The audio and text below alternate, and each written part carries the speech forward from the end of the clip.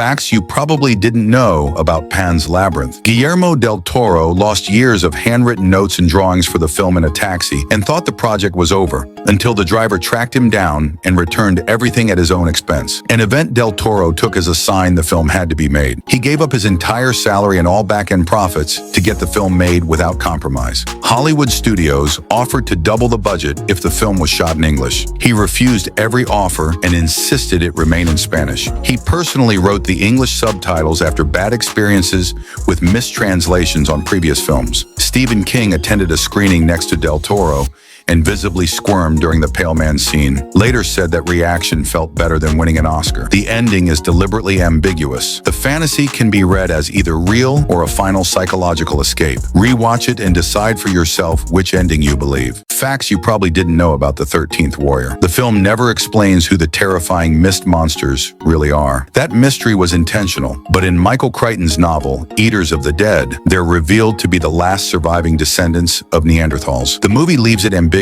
The book doesn't. Antonio Banderas' character wasn't pure fiction either. Ahmed ibn Fadlan was a real 10th century Arab diplomat sent to convert the Volga Bulgars to Islam. On his journey, he documented encounters with Turks in Central Asia and Viking traders along the Volga. After returning in 923, history goes silent of him exist. So this Viking film is actually built on real travel writings, fused with lost human civilization and myth. The 13th Warrior is one of the most infamous box office disasters of the 90s, but the chaos behind it is almost more epic than the movie itself. Hidden history, lost civilizations, and a blockbuster that kept its biggest twist off screen. Facts you probably didn't know about The Crow. The Crow became a cult legend under tragic circumstances. Brandonlee, son of Bruce Lee, was killed on set during filming due to a prop gun malfunction, a moment that permanently changed on-set safety rules in Hollywood. Lee had completed most of the film before his death. The remaining scenes were finished using body doubles, early CGI, and careful editing, years ahead of its time, to honor his performance. The movie's gothic tone wasn't manufactured. Director Alexproyas leaned into grief, loss, and rage, allowing the tragedy to deepen the film's emotional weight rather than hide it. Despite poor studio confidence and a troubled production, The Crow flopped initially but exploded on late-night TV, becoming one of the defining cult films of the 90s. Some movies fade, The Crow still echoes. Facts you probably didn't know about Invincible. It looks like a bright, classic superhero cartoon until it brutally reminds you that it's really a story about power, betrayal, and the cost of believing in heroes. That shocking ending of episode 1. Creator Robert Kirkman insisted it happen early, so viewers wouldn't mistake the show for a kid-friendly Justice League clone. The whole point was to lull you into comfort, then rip it away. Omni-Man's massacre is actually more restrained in the show than in the comics. In print, the violence is even longer and crueler, but the animated version used pacing, silence, and shock to make it hit harder. Almost every major character is voiced by an A-list actor, yet the cast was directed to sound natural and casual to make the emotional betrayals feel disturbingly real. And yes, the title is the joke. The story isn't about becoming invincible. It's about realizing no one truly is. If this broke your trust in superheroes, wait until you see how deep Invincible is willing to go. Facts you probably didn't know about Coraline. Coraline was produced by Laika, the Oregon-based stop-motion studio known for ultra-detailed handcrafted animation, and became the first stop-motion feature ever shot entirely in 3D. The story comes from writer Neil Gaiman, famous for dark fantasy like The Sandman. One big change from his novel, Why Be Lovett, doesn't exist in the book. He was created for the film so Coraline wouldn't have to talk to herself and would have a friend her own age. The production scale was massive. Over 130 sets were built across 52 stages, covering about 183,000 square feet, the most ever used for a stop-motion film at the time. There were 24 different Coraline puppets, each taking around 10 artists 3 to 4 months to build. This wasn't just animation. It was years of handcrafted precision. Every blink, every smile, every nightmare built by hand.